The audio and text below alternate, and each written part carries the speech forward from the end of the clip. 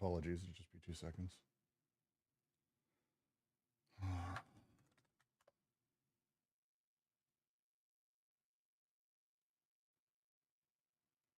Why is that so stretched out? God.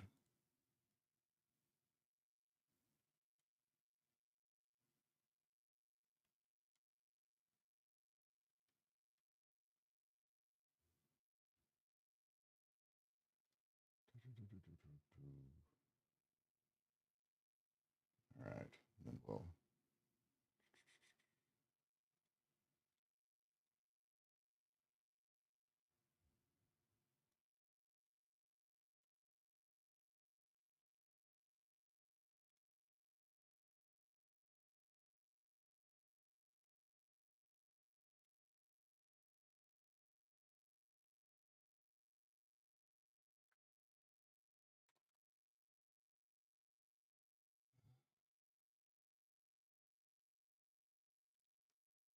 Apologies. Yeah, you guys can start chatting a little bit. I'll do a little mini intro in a second as soon as I get this stupid thing set up. I'm trying to get the recording. I don't want to miss any of this. And we get enough people who are like really mad at me that like this stuff isn't super accessible. So try to do our recordings, get them up, and so get them available for us pretty quick. And so I just have to have a couple things set up. So. Oh yeah, man. It's all about the now recording. Yeah, something like that. Something like that. But I think that should do it, which would be happy. That would be happy if that was the case for me. All right, good. We can do this now. Apologies for the semi-slight delay. I'm annoying. What can I say? It's the way it works. But with that, I can say, hey, how are all of you doing? And welcome to a new reading, which is exciting, I think, of Spinoza Practical Philosophy. At this time slot here on the server, we're going to be basically spending our time going through a whole bunch of Deleuze's monographs on other thinkers. We're going to start with Spinoza. We'll make our way through Nietzsche. We'll make our way through Kant, Foucault. Really just, it's going to be a lot. It's going to be a lot. I think it's a great thing to do. So I'm excited. But today we are doing Spinoza Practical Philosophy. Before we dive in, does anyone want to kick off with a thought or two? Or I'll just read out and start with Malamud from The Fixer. Anyone? Yeah, I think it's useful to think what does the word practical mean in practical philosophy. So my understanding is that it's useful. So philosophy in relation to how one lives one life, that kind of idea. Yeah, I can agree. It's very much the almost the practice of the way that this book is written. It's very much and it's one of the reasons I think it's so highly digestible is he's trying to talk through the practicality of philosophy, like the practical philosophy, for sure. It's what makes it engaging.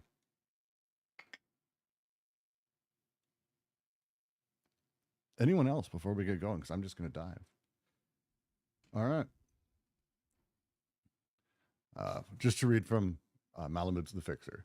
Let me ask you what brought you to Spinoza. Is it that he was a Jew? No, Your Honor, I didn't know who or what he was when I first came across the book. They don't exactly love him in the synagogue, if you've read the story in his life. I found it in a junkyard in a nearby town, paid a kopeck, and left cursing myself for wasting money hard to come by. Later, I read through a few pages and kept on going as though there were a whirlwind at my back. As I say, I didn't understand every word, but when you're dealing with such ideas, you feel as though you were taking a witch's ride. After that, I wasn't the same man. Would you mind explaining what you think Spinoza's work means? In other words, if it's a philosophy, what does it state? That's not so easy to say. The book means different things according to the subject of the chapters, though it's all united underneath. But what I think it means is that he was out to make a free man of himself, as much as one can according to his philosophy, if you understand my meaning, by thinking things through and connecting everything up, if you'll go along with that, Your Honor. That isn't a bad approach, though the man, rather than the work, through the man rather than the work. And we start with the life of Spinoza, straight into chapter 1. Yeah, I think just say. Please, please. I mean, I think there's two things in this quote that are noteworthy. First is that when the person speaking talks about the whirlwind at the back. I mean, this is like Deleuze. He talks about that notion of speed of thought, the infinite speed of thought, that it comes from reading Spinoza. And the second one is at the end, and the judge says, through the man rather than the work. And I think the figure of the man, the individual, figures in Deleuze's book. And that's why we start with the life of Spinoza.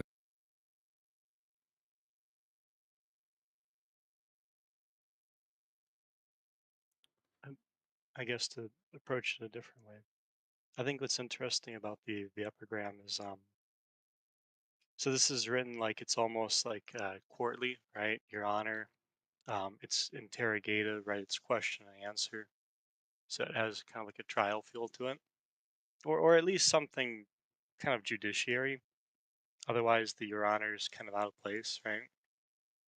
So I think what's interesting about it is it kind of goes back and forth between like, are you interested in Spinoza because he was Jewish, right? And the same sense that for the speaker of this quote, whoever he is, right? He doesn't say it's for that reason, and yet at the same time, he's interested in the person of Spinoza, right? Because at the very end, right, that's where it leaves off. Is that's not a bad approach through the man rather than the work, but um, so I think what's kind of interesting about that is there's like a personal dimension kind of evoked, but also in a kind of questionable way. And I don't know where they're going to go with that, but it comes up in the domain of freedom, right? So there's some sense of freedom being brought into like living.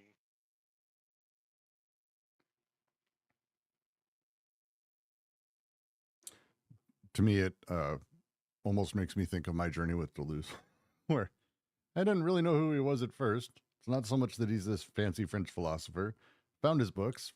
There's something there. It feels like a lot of this sort of just echoed that for me, my very early journeys into this stuff. So, but there is a personal dimension. It's why the book opens with the life of Spinoza and does focus on him, because there is you can't really extricate the fact that these things were all written by the same person, how they were written, when it came to be. And I mean, this first chapter really is going to go over a lot of how Deleuze sees that. So let's do it. Nietzsche understood, having lived it himself, what constitutes the mystery of a philosopher's life. The philosopher appropriates the ascetic virtues, humility, poverty, chastity, and makes them serve ends completely his own, extraordinary ends that are not very ascetic at all. In fact, well, not very ascetic at all, in fact. There we go. He makes them the expression of his singularity. They are not moral ends in his case, or religious means to another life, but rather the effects of philosophy itself. For there is absolutely no other life for the philosopher. Humility, poverty, and chastity become the effects of an especially rich and superabundant life, sufficiently powerful to have conquered thought and subordinated every other instinct to itself. This is what Spinoza calls nature, a life no longer lived on a basis of need in terms of means and ends, but according to a production, a productivity, a potency in terms of causes and effects. Humility, poverty, chastity are his, the philosopher's, way of being a grand vivant, of making a temple of his own body for a cause that is all too proud, all too rich, all too sensual. So that by attacking the philosopher, people know the shame of attacking a modest, poor, and chaste appearance, which increases their impotent rage tenfold, and the philosopher offers no purchase, although he takes every blow.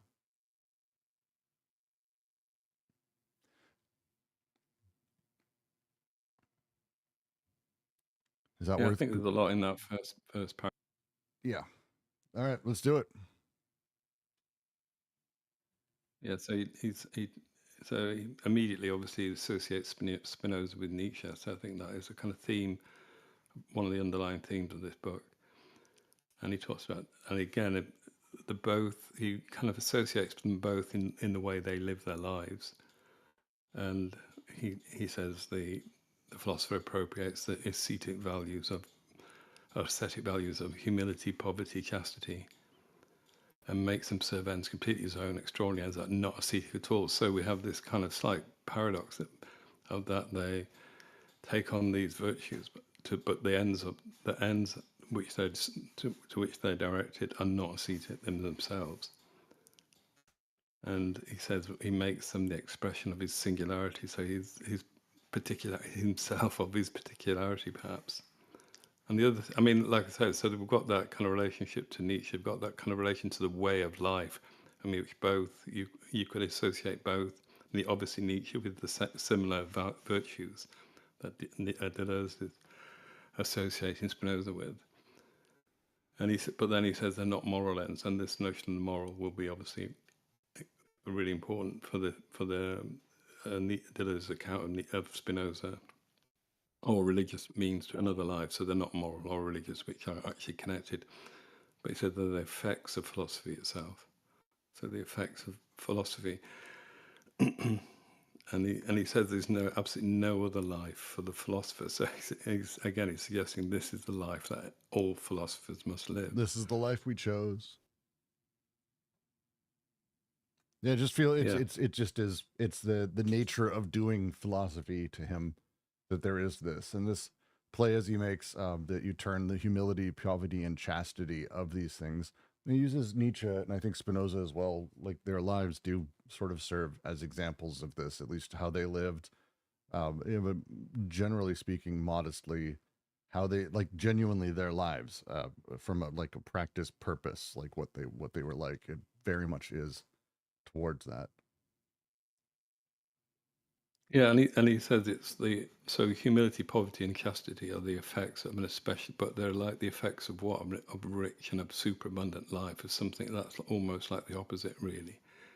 So they're the effects of this rich, superabundant life, sufficiently powerful to have conquered thought and subordinate every other instinct to itself. So everything is subordinated to philosophy itself. And then we've got the next kind of theme of nature. This is what Spinoza calls nature, a life no longer lived on the basis of need. So it's not nature. So we like I said, if we think of the notion of practical philosophy is a philosophy of that is practical to oneself, how one might live one's life. And here we could think of nature not only as, we think nature, trees and things, but it's also human nature, I would say. So it's life no longer lived on the basis of need in terms of means and end, but according to a production. So it's a production, a productivity, a potency. There's a kind of notion of power in terms of cause and effects. And then he says humility, poverty, chastity are the philosopher's way of being a grand vivant. I don't know if we would say bon vivant, but I don't know, it's a similar thing. Make it a temple of his own body for a cause that's all too proud, all too rich, all too sensual. So it's a kind of, I don't quite understand this sentence, to be honest with you. So humility, so again, we've got this note, is the philosopher's way of being, so they're being a grand vivant. So a grand life. A bon vivant is more of a, I don't know, almost a pejorative term. Here it's being a grand life. No, I understand that. I'm just saying that grand vivant, a great liver. I don't know. Yeah. It does imply the same idea as a bon vivant, to be honest with you, because he talks about rich and sensual, proud, rich and sensual. So one could imagine, but I don't know what the actual. I don't know. I'm just saying that's what I mean. I don't quite understand, because there is that again, the relationship between the outward show of humility, poverty, chastity, and then the inward life of a philosopher is one of a grand vivant. But Spinoza does it through his body, as we know. This is one of the major themes of Spinoza's thinking is the body. But he says the cause are all too proud, all too rich, all too sensuous. So I mean, my feeling there is that it's that what you said earlier about the aesthetic, the virtues are kind of to the ends of which they're directed are not aesthetic. They're something else. They're kind of rich. I'm trying to think of the word. Can't find the term for it. He said they're extraordinary ends that are not ascetic at all. So these would seem to imply these more grand vivant type of things of richness, proudness, and sensuality. But I'm not sure about that. Me neither. But then he says it's an odd phrasing of it. That's what I mean. I think within that, I think it continues the thought of the philosopher has the virtues, let's say, in a way, the outward show of humility. But they take that, they appropriate these virtues, but not to the ends they're directed towards, and not ascetic in themselves. And so the opposite of that would be this kind of notion of the grand vivant.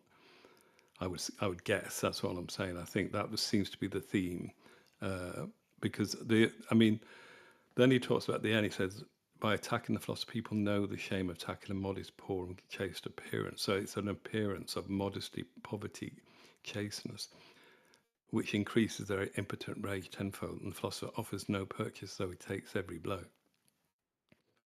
So yeah, I know. I just think it's an amazing paragraph, incredibly rich, and it's like there's like everything. Not everything, but there's so much signaled in that paragraph. Please, anyone, jump in.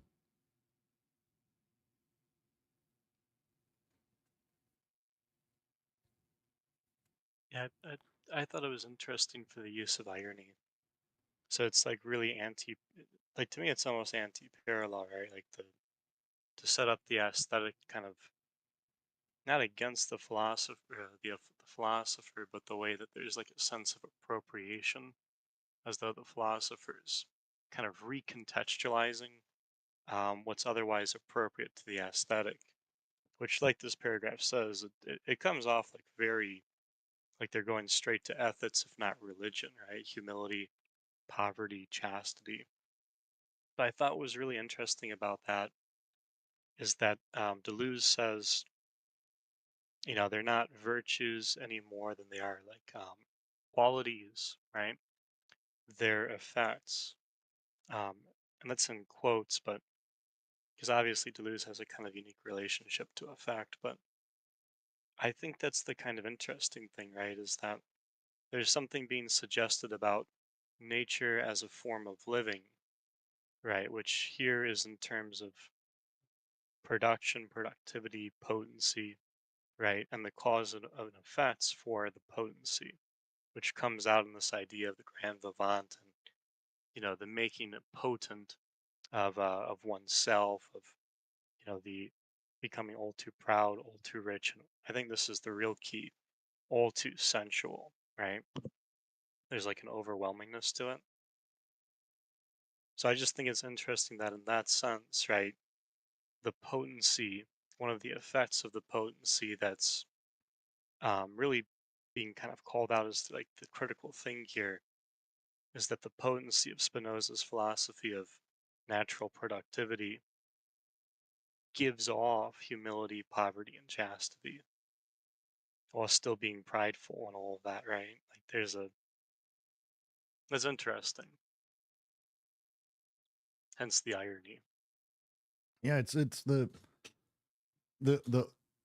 thing we could probably spend too much time on this, but basically the opening of it being about quoting the genealogy of mortals and what is asceticism, the ascetic life from Nietzsche, talking through sort of how there is, he calls it a joyous asceticism amongst the philosophers and priests, that you have this sort of ascetic ideal that the philosopher has always used. He talks about this, like this is clearly straight up coming out of Nietzsche. Like, it's a huge part of genealogy of morals, especially as we get to sort of the second half of it.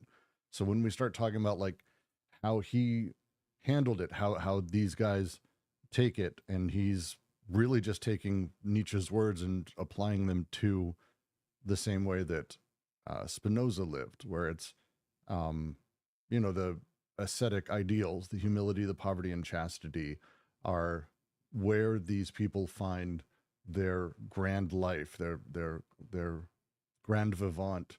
And in this, and again, he's using a lot of Nietzsche's words here, the temple of his own body, because Nietzsche talks about the ascetic priests and spends a lot of time there. That basically through this, there's this outward form where they seem meek and small. They seem like there isn't a lot going on, or they don't have many things, but their inner life is incredibly rich. They have the temple. They are the temple to themselves, and it's extraordinary, all too rich, all too sensual.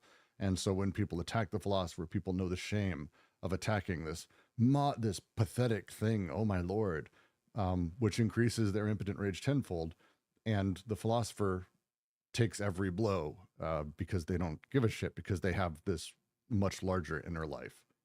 I can't help but take it with how Nietzsche talks about it, because that's very much the sort of lines of it. It's really interesting phrasing around it, though. Yeah, I'm gonna keep going. Here, the full meaning of the philosopher's solitude becomes apparent, for he cannot integrate into any milieu. He is not suited to any of them.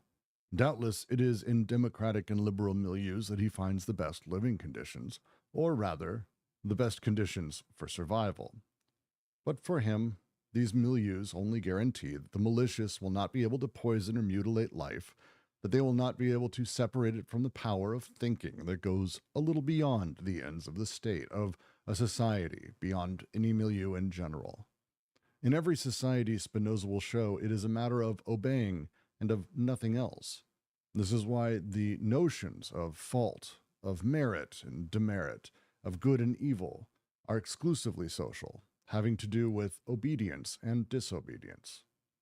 The best society, then, will be one that exempts the power of thinking from the obligation to obey, and takes care in its own interest not to subject thought to the rule of the state, which only applies to actions.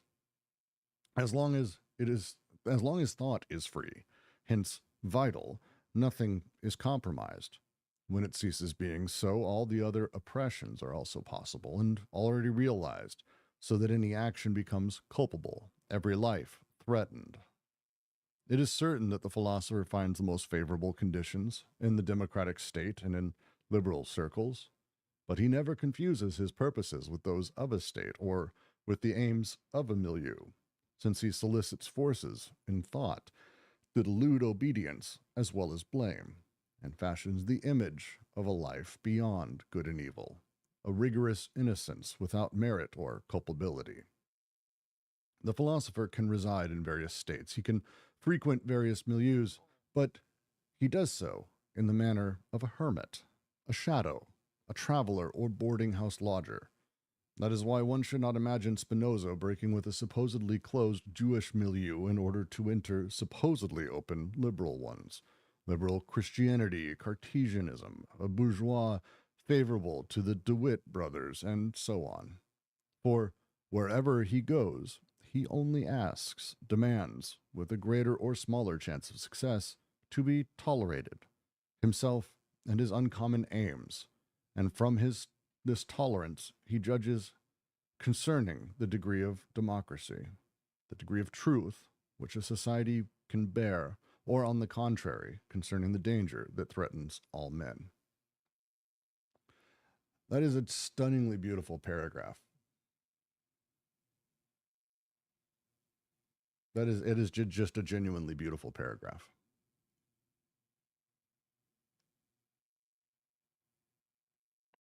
Yeah, so I think Deleuze is kind of here talking about the relation of the philosopher to the society in which he lives, or the milieu, the kind of group within the society he has a relationship to. And he says the full meaning of the philosopher's solitude becomes apparent, for he cannot integrate into any milieu. He's not suited to any of them, so he doesn't become part of them. He says, doubtless it is in democratic and liberal milieus that he finds the best living conditions, or rather the best conditions for survival. So it's like the minimum of it, he can survive in that in a democratic liberal society.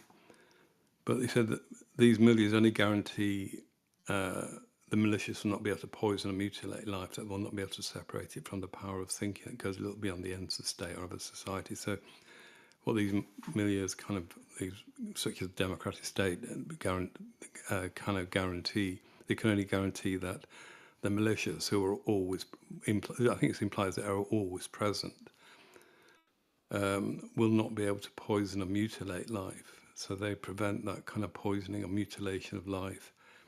So here, the subject of the sentence is life itself. They will not be able to separate it from the power of thinking. And again, it's the life of the philosopher from the power of thinking that goes a little beyond the ends of the state. So it's thinking that goes beyond what the state wants of a society, beyond a milieu in general. So it always goes beyond those states.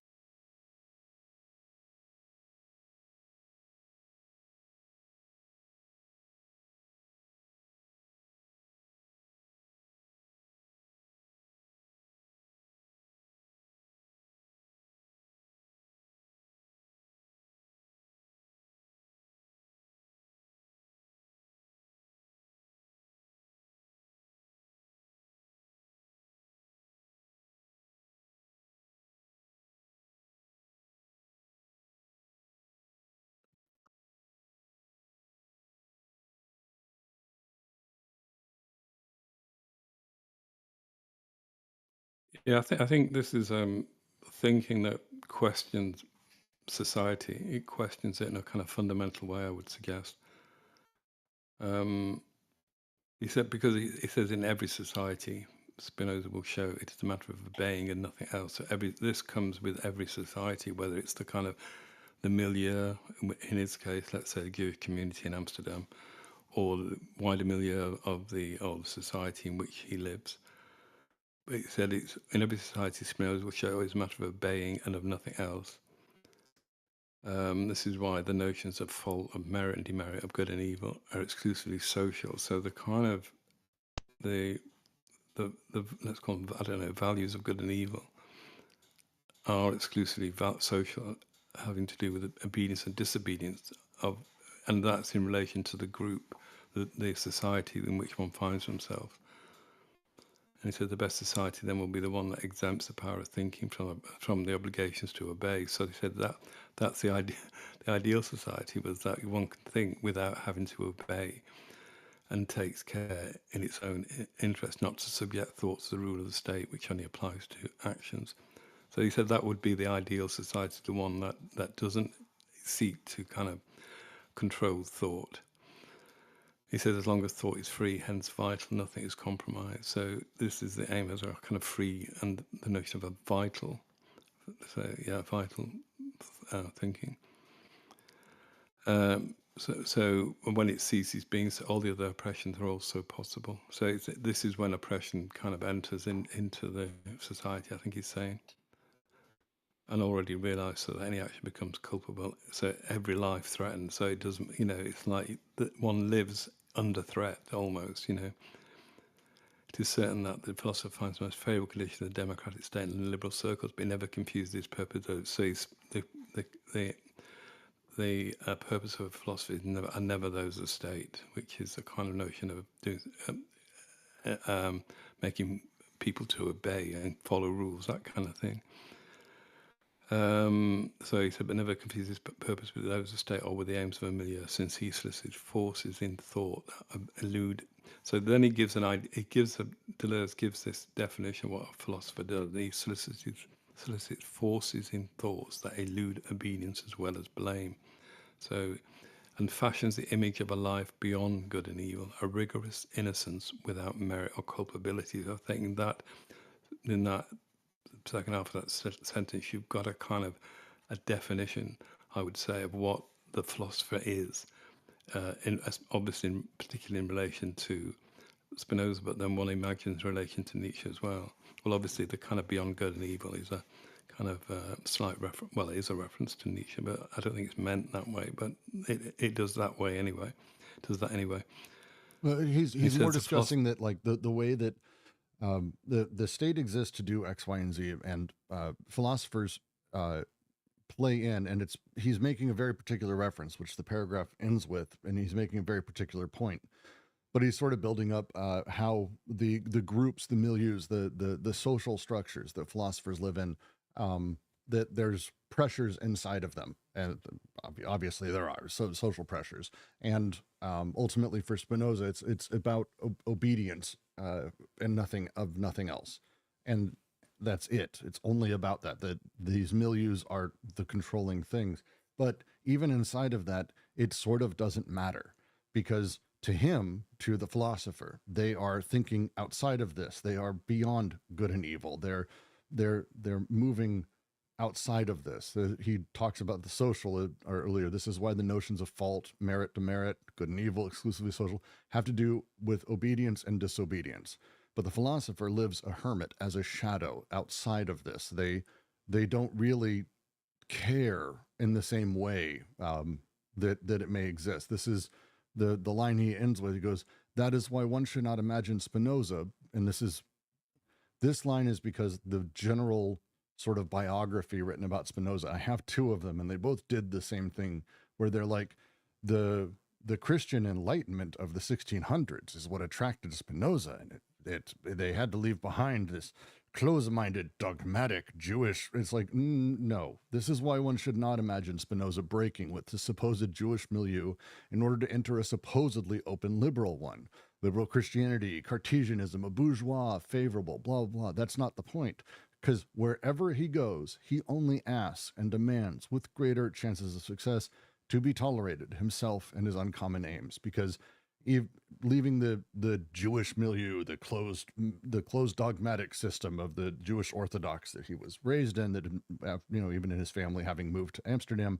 Oh, but then we have this Christian. It doesn't matter where he goes. He's still going to be going, hey, can I get some room here? And he's still going to be just outside of it, because he lives as a shadow, a hermit, a different place. The Catholic Church and the Enlightenment movements would be no more open to some of his ideas than a dogmatic one.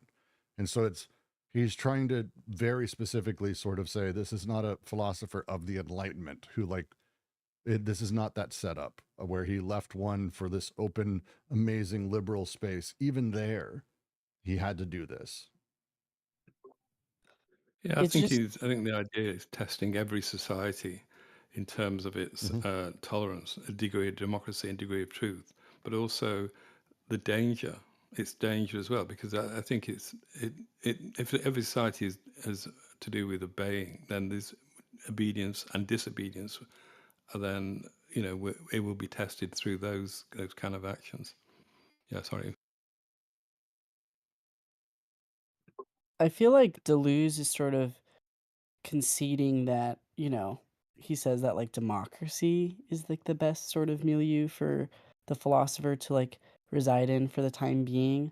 But it also seems like a bit contradictory for him to kind of say like that he'll never side with the aims of the milieu, because of the fact that like democracy is something that like is fought for in opposition to like fascism per se. So it's like, it just seems odd that he can say like the philosopher can function very well within this milieu, but like shouldn't take aim with it. It just seems functions best because it's basically he's saying, hey, inside of all of these different forms of milieu, all these different things, life is poisoned. The philosopher is deeply in trouble. In a lot of different ways. The democratic milieu is the best. It doesn't mean that it's necessarily good or like a positive, but it just means that basically they're not going to get in his way in the same way. As he phrases, these milieus, the democratic, only guarantee the malicious will not be able to poison or mutilate life, that they will not be able to separate it from the power of thinking that goes a little beyond the ends of the state of society, beyond any milieu in general. So it's instead of saying, that through the Enlightenment philosophers, like through democracy, thought comes. It's like, no, look, democracy just means thoughts mostly getting out of the way. like thought's able to do its thing. Democracy's not in the way as, say, the monarchist or other regimes that sort of existed at the time. Yeah, I think, yeah, so also you have to think about this as an individual within society. So, what is the effect of that, I would say? So they're there as an individual within society, on the edge of society, But he says at the end of this paragraph, he has to be tolerated and his aims. And from this tolerance, he judges, and he concerning the degree of democracy. So there's always a degree. It's never full. It's never complete, because the person is every society has rules, basically, and he says, and it's to do with obedience and disobedience, that the figure of the individual within that society. So his role as a philosopher, as a kind of hermit philosopher, is to judge. He's judging the degree of democracy. There's always a degree. It's not in full. It's how much democracy, how much truth, which is society, because there's always something that will come to test that society. I think that's what's being said here. Well, I would add, I think it's important to talk also about the historicity, like the contingency of Spinoza, because in Amsterdam, the Danish Republic was like, a democracy as a thing was like not heard of. Like he happened to live in like one of the first real ones that existed in what we would sort of call it like a modern liberal world. This did not exist really prior to this. So he came from his family's Spanish. When they moved to Amsterdam, this was a weird place. I think I would say, like, there's a very specific thing that this was unique in Europe. And so while we have democracies everywhere now, this may be written during that time, but he's talking about Spinoza, that despite moving from these monarchist, fairly brutal places, democracy was able to, like this Danish Republic was able to be out of his way, but it's not that it did these things, it's that it simply didn't poison it. And so he still found these sort of, he is a fish that grew to the size of his tank and slightly beyond, kind of, even inside of this. Hey, guys, Yeah, so, and I could offer something, or Yeah, please. Okay. I just wanted to offer while there's still a chance that, like, I read this as, I think what he's doing is he's setting up a contrast to something like Plato's Socrates, right? Because like at this point, this sounds like it's contrasted to the Republic to me in terms of like, what is the relationship to the philosopher and the society? What is the relationship to society and, this is a Kantian way of saying it, but conditioning thought, right? Where does the philosopher fit into the social, well, here they're saying milieu, but like the social order, right? Especially for thinking, because that's like, I mean, I know it's about justice, but more so it's about thinking for Plato, I think. And I think what's really interesting about this paragraph and where he is so far is, I think they're moving the question from, so like Socrates' thing is, right, like the unexamined life is not worth living. Rather than putting the onus in an examination, I think Deleuze is moving it through Spinoza onto life as something productive. So that, 'cause some of this is very similar to what happens in like the trial and everything. It looks like what what Deleuze is doing is he's trying to talk about how the philosopher isn't so concerned with like social place per se, but recognizes that they do have to deal with that in terms of these kind of binaries. But at the same time, it's about a movement through milieu, not so much about taking on those things per se, but and this is the thing I said personal before. I think this is about life itself and living. It looks like it's less about like creating a personal project per se, something that's essential, and more about using those conditions for living so as to basically be, so that the living is itself productive. Okay, I give the floor up then. Yeah. No, I was just going to say, I think though it goes beyond the philosopher. I think it's a practical philosophy. So how should one live one's life? And I think the kind of the thinking that goes beyond the constraints of society in a way enables for Spinoza to think, what is it to live a life that is free, that is vital. So I think it does go beyond just the philosopher. I think it must go beyond the philosopher. It can't just be a kind of practical philosophy that relates just to a philosopher.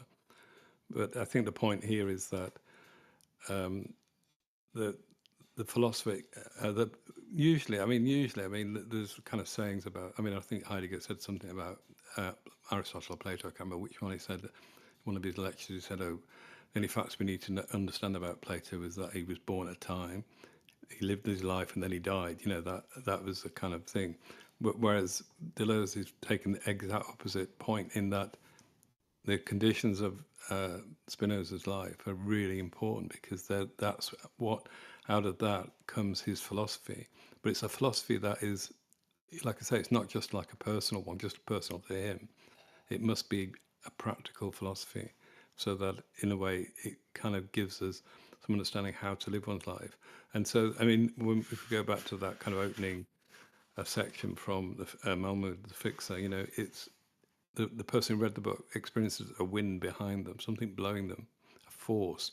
And I think this is also the idea that Deleuze gives when he does mention Spinoza, this kind of speed of thought.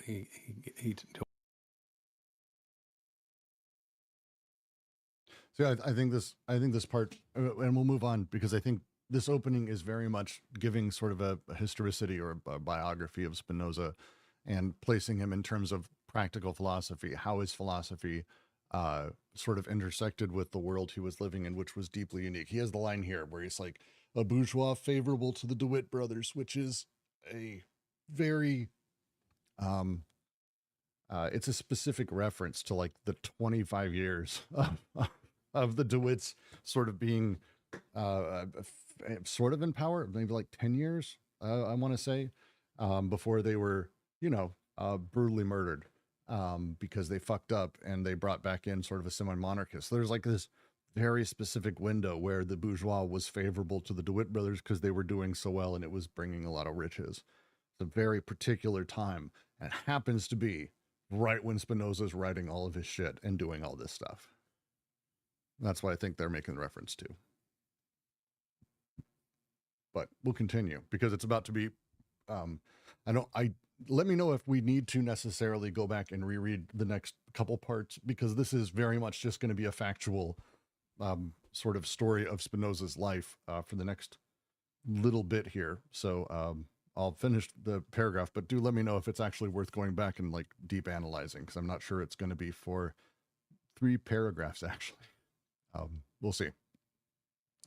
Baruch Spinoza was born in 1632 in the Jewish quarter of Amsterdam, into a family of well-to-do merchants of Spanish or Portuguese extraction. At the Jewish school, he studies theology and commerce. From the age of 13, he works in his father's business firm while he pursues his studies. On the death of his father in 1654, he will manage the business with his brother until 1656. How does the slow philosophical conversion come about that causes him to break with the Jewish community, with business, and brings him to the excommunication of 1656? We should not imagine that the Amsterdam community is homogeneous during this period. It has as much diversity, as many interests and ideologies as the Christian milieus. For the most part, it is made up of former Marranos, that is, of Jews who outwardly practiced Catholicism in Spain and Portugal, and who were obliged to emigrate at the end of the 16th century. Even those sincerely attached to their Jewish faith are imbued with a philosophical, scientific, and medical culture that cannot easily be reconciled with the traditional rabbinical Judaism. Spinoza's father is apparently a skeptic himself, who nevertheless plays an important role in the synagogue and the Jewish community. In Amsterdam, some go so far as to question not merely the role of rabbis and tradition, but the meaning of the scripture itself.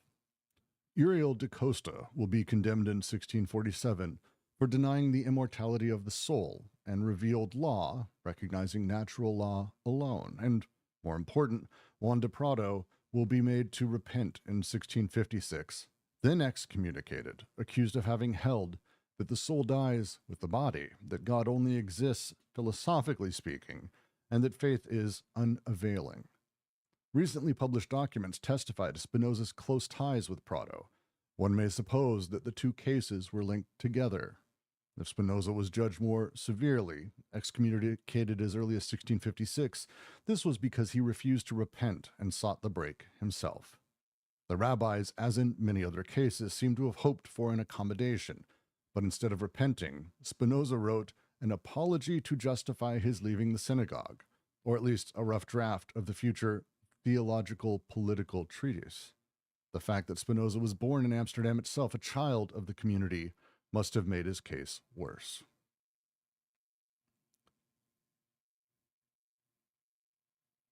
Really good history. I think that's pretty clear. I think Yeah. should we just go I don't on, think or I don't just think there's a leave lot of deep philosophy in this one. I think there's some good moments, and I think it's worth noting specifically the story he's telling about Spinoza. It is worth, by the way, reading. It's online. The apology to justify his leaving a synagogue.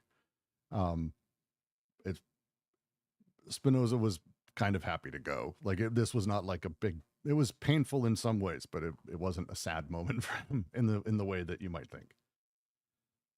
Life becomes difficult for him. Well, Go ahead, hey, Jack. while we're stopped, just from a thematic standpoint, I thought what was interesting is previously Deleuze wrote, this is, so he's talking about traveling. This is why one should not imagine Spinoza breaking with the supposedly closed Jewish milieu in order to enter supposedly open liberal ones. And then Deleuze lists a few. So it's interesting to read that as we just read, because he refused to repent and sought the break himself, the rabbis, as in many other cases, seem to have hoped for an accommodation, right? So keep him in there. But instead of repenting, Spinoza wrote a text, or at least a rough draft of another text. So it's interesting to me that, here we go, this is what I was looking for. This is because he refused to repent and sought the break himself. So it's interesting to me that, like, there's this theme of movement and leaving, but also staying. And it's introduced with a sense of engagement with breaking. And I think the sense I'm getting here is, it might be too early to really say much about it, but it does look like I get the sense that the kind of breaking being discussed is a break when one can no longer like potentiate or kind of engage in this practice of living. I don't I'm suspecting it's not the kind of break where one tries to, say take on modern Cartesianism and supplant it, or unfurl Christianity in this kind of like grand project. I get the sense this is more about like breaking for the sense of kind of living elsewhere. Well, see, how I read it is that he's positioning Spinoza with the line, he only asks to be tolerated. That it's not that he really like outwardly made a break with the synagogue to go with liberal Christianity, but instead that he was basically constantly, can I have a little bit of tolerance? I can't have any tolerance. Oh, you're throwing me out. All right. Hey, Christian groups, can I hang out here? Is it cool? Can I be tolerated? And he's kind of just, that's the role of the philosopher, is kind of going, hey guys, is it cool if I just hang out here? Cause I'm just going to sit right here. Is that okay? No, it's not. And they were hardcore. The excommunication, there was this big scandal of, I want to say, God, when was this? A couple of years ago, that the actual synagogue that Spinoza was banned from, the rabbi banned a Spinoza scholar from coming. Like, because it was just like wild. They fucking kept that shit for forever. Like a couple 100 years. That's crazy. Yeah, to your point on tolerance, again, like there's like a kind of irony to this almost. Um, it's not Spinoza asking to be tolerated. It's the clergy asking to be accommodated in this paragraph, right? Mhm. So it's almost like they were asking for Spinoza's tolerance here, at least for Deleuze, right? So, it's kind of, again, if not ironic, it's certainly amusing. Yeah, and it's basically Spinoza didn't repent. It's the putting him up against Prado in sort of this order as Deleuze is doing, which it was a complex social situation that was happening with the sort of semi-Jewish Catholic Christian communities and what was going on. Because again, Denmark at the time, Danish at the time, the setup in Amsterdam, it was a completely different sort of thing, and so everyone was kind of finding their footing. Anyway, we'll continue because it's going to be a little bit more where it's going to continue like this. So life becomes difficult for him in Amsterdam, perhaps following an assassination attempt by a fanatic.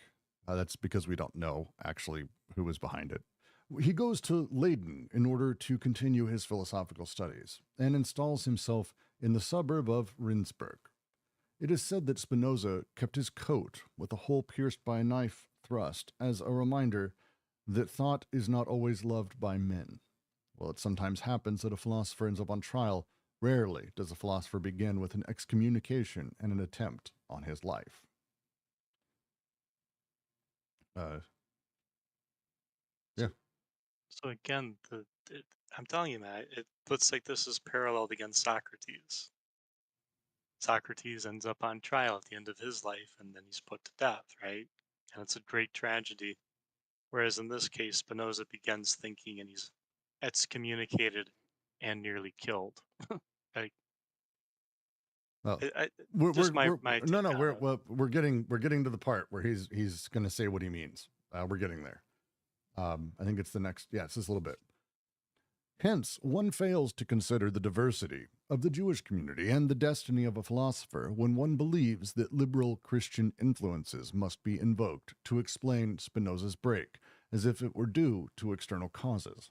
Already in Amsterdam, no doubt, and while his father was alive, he had followed courses at the school of Van den Ende, which was attended by many young Jews who learned Latin in it, along with rudiments of Cartesian philosophy and science, mathematics, and physics. A former Jesuit, Francis van de Ende, quickly acquired the reputation of being not only a Cartesian, but also a free thinker and an atheist, and even a political agitator. He was to be executed in France in 1674, following the revolt of the Chevalier de Rohan. No doubt Spinoza also frequented liberal and anti-clerical Christians, collegians, and Mennonites, who were inspired by a certain pantheism and a pacifist communism. He would encounter them again at Rindsburg, which was one of their centers. He became friends with Jared Jels, Peter Balling, Simon de Vries, and the progressive bookseller and publisher Jan Rewerts. A letter from Spinoza to Oldenburg in 1655 evokes the pacifism, and the communitarian theme appears in a letter to Jels in 1671. However, it seems that Van de Ende remained attached to a form of Catholicism, despite the difficulties of that religion in Holland. As for the philosophy of the Mennonites and Collegiants, it is completely surpassed by that of Spinoza in religious criticism as well as ethical conception and political concerns. Instead of thinking of an influence by the Mennonites or even the Cartesians, one can think that Spinoza was naturally drawn to the most tolerant circles, those most apt to welcome an excommunicated Jew who rejected Christianity no less than the Judaism into which he was born and owed his break with the latter to himself alone.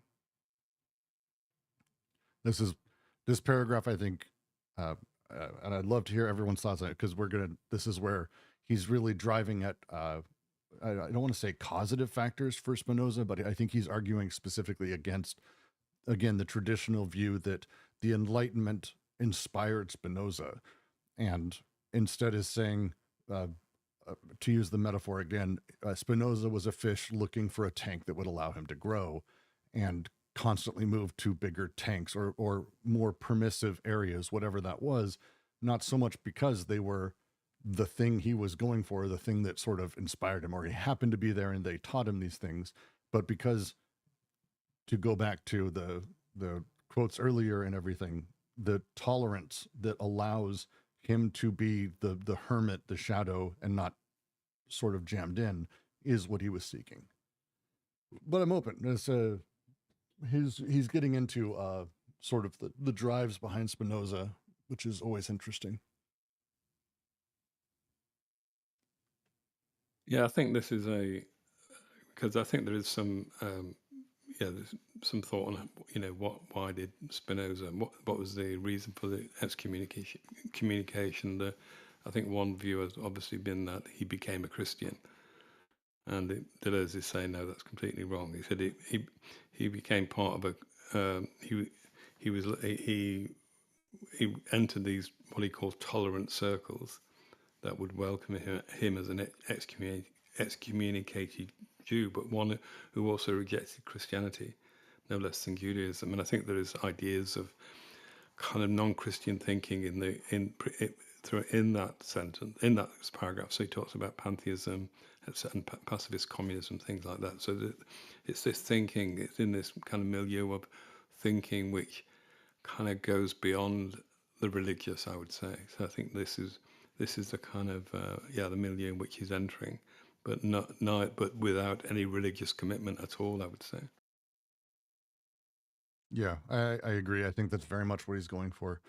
I think the people in this reading right now are probably not the types who would go, oh yeah, Spinoza, he's Christianity. But I think a lot of people really, really, really, I mean, the phrasings I've heard of Spinoza described as the Christian outcast, the holy man, like the holy philosopher, the blessed philosopher. Like he's very much been thought of as a Christian first. And he's saying the opposite of this. I mean, it's always tricky because like religion and philosophy are, like Spinoza's writing at a time when they're still kind of intertwined, and now they're starting to kind of, separate with each other.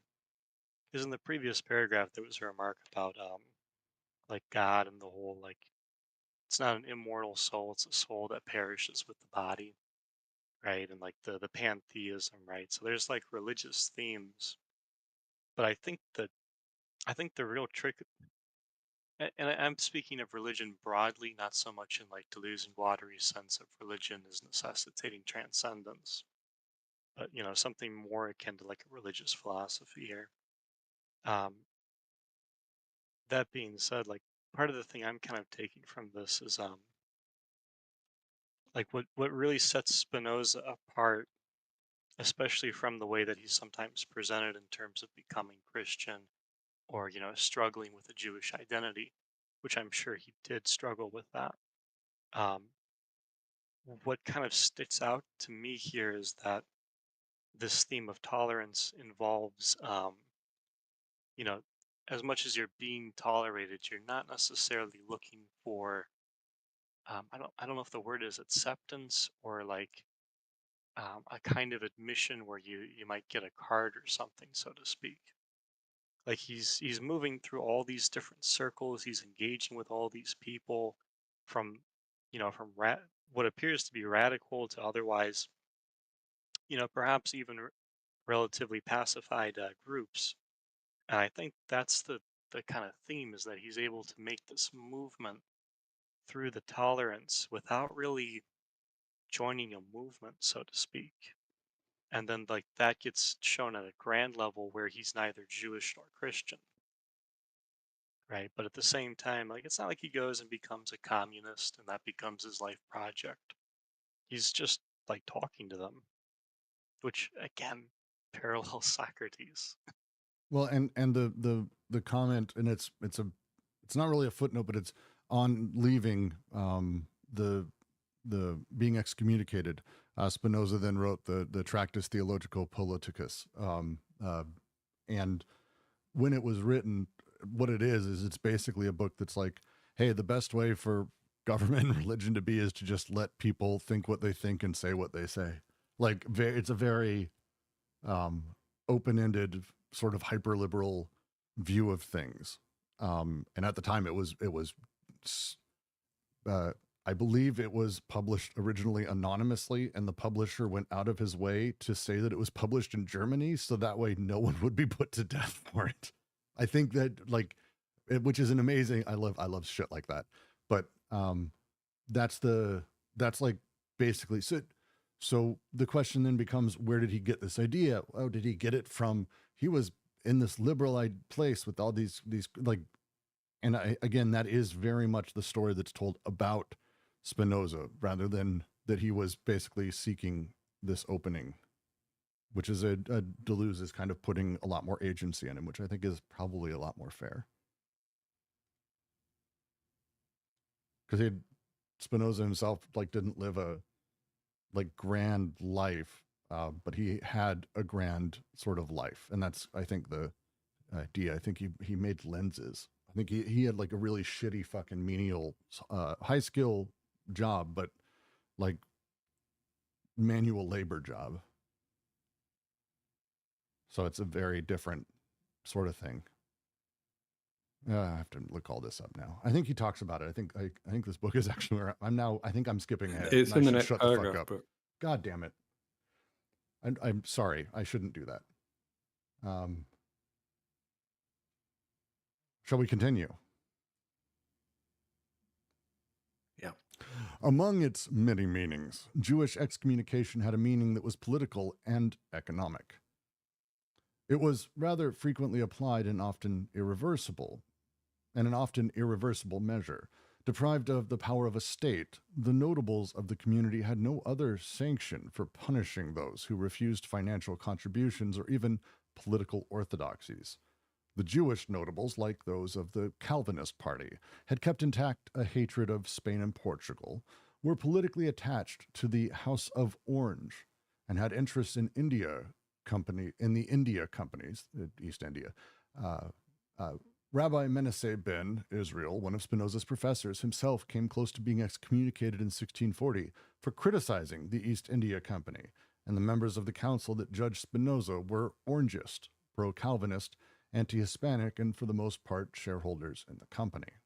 Spinoza's ties with the liberals, his sympathies for the Republican Party of Jean de Witt, which called for the dissolution of the great monopolies, all this made Spinoza a rebel. In any case, Spinoza broke not only with religious milieu, but with the economic milieu at the same time.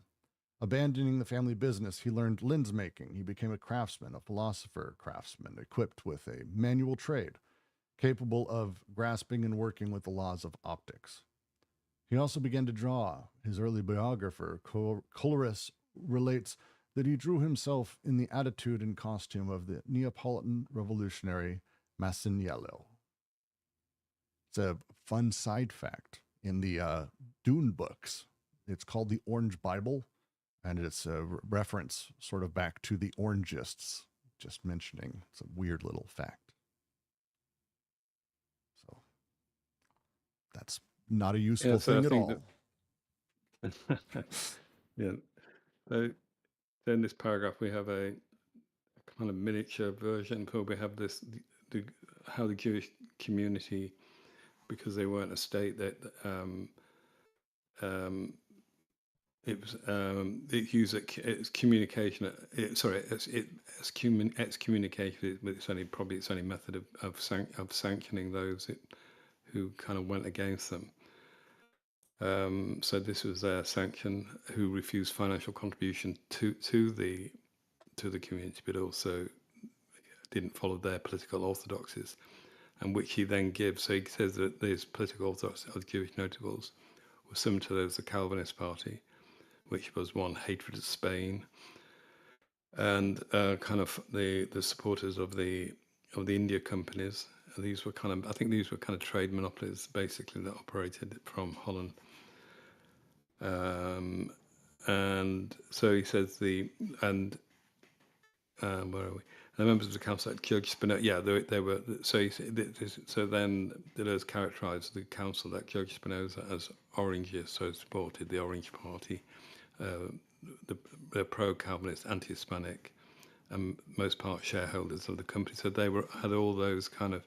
That's their characteristics. They were kind of had a political elements, so that beyond the religious, they were also had this political kind of commercial, these commercial interests as well. And he says Spinoza's ties with liberals is simply for the Republican Party, which under it was, which called for the dissolution of the great monopolies. All this made Spinoza a rebel. So this is how, in their eyes, in their kind of eyes, in terms of the economics and political, from that point of view, in that sense, Spinoza was a rebel in that sense as well. And he said, in any case, Spinoza broke not only with the religious milieu, but with the economic milieu at the same time. So he leaves, not only does he leave the religious milieu, and he doesn't become, has no religious affiliation, he also leaves that economic milieu by becoming a self-supporting craftsman, basically. So he learns the craft of a lens maker. But I think I always feel the notion of a craftsperson is a kind of practical thing in itself, you know. So this book is it's called Spinoza, Practical Philosophy. He was practical. He had this practice of lens making, and obviously there's two other things here. There is this kind of this knowledge of optics, of the science of seeing, of science of being able to see, and the other third one is drawing, the kind of ability to kind of make an image. And he says in this case, the image that he references is an image of a revolution, Neapolitan revolution, massed in yellow. So all highly significant, I would say, in this.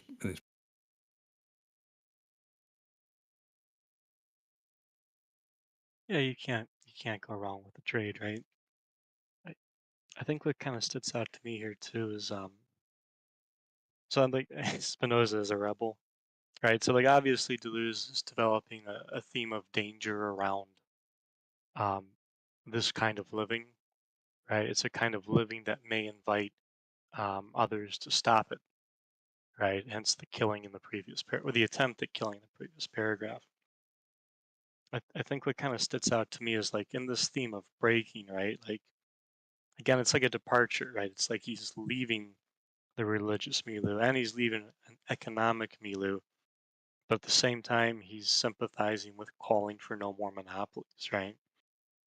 So I suspect, because like Socrates makes a similar point in Republic in Book One, right? It would be better that we all kind of just become like people working on a homestead and we can stare up at night into the clouds of the dark and think about things beyond ourselves, right? But nobody will be satisfied with that life. I think what's kind of interesting here is on the flip side, this reads to me more like Spinoza is just, I don't think he's opposing these things because he's a Republican in the sense of his time, of course, and context, any more than like he's a communist or any other kind of thing. I suspect the theme Deleuze is getting at is Spinoza would oppose a monopoly in the sense that it would impair like the potential of life. Because I think, to your point, even on the craftsmanship, right? I think that's kind of what, if I had to kind of read into this, where the taking up a trade or a craft is kind of coming into play, right? Is this helps him, I suspect, um, develop more potential, right? Or develop that kind of potential of production that Deleuze underlined a little while ago.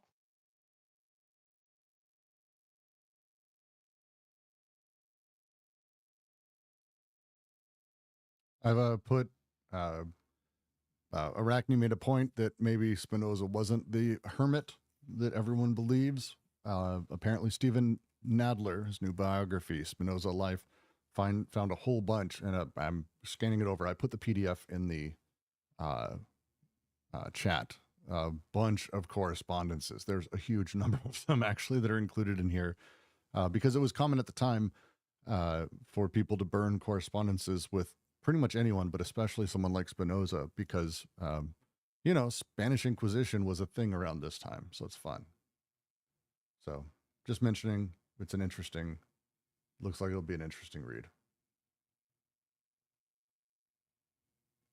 Yeah, I think this paragraph, I think one of the things it says is that Spinoza was subject to the forces, political, economic, and religious forces in that society, and which he kind of responds to through his thinking, through his writing, because he wants to test the degree of democracy, and how societies, and in terms of, he said that they work in terms of obeying. You must obey their law, and this is kind of the theme, one of the themes anyway, that that his thinking will be on. Yep.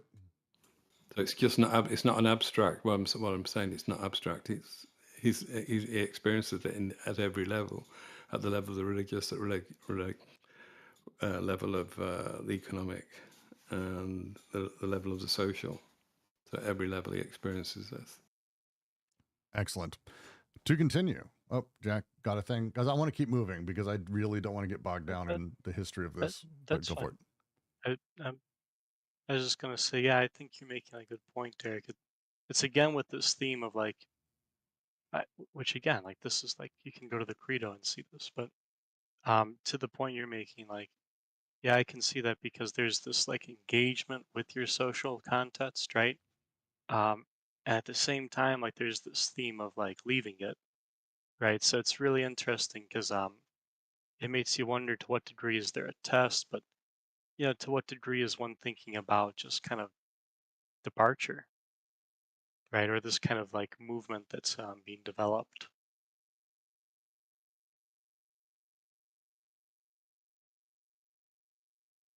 Yeah. I like the idea of that he lived it at every level. There's a handful of quotes, but one of them that I've always loved is there was a poet who talked about him being like his cousin Christ, who also suffered for his beliefs and also wore a crown of thorns, which is a line.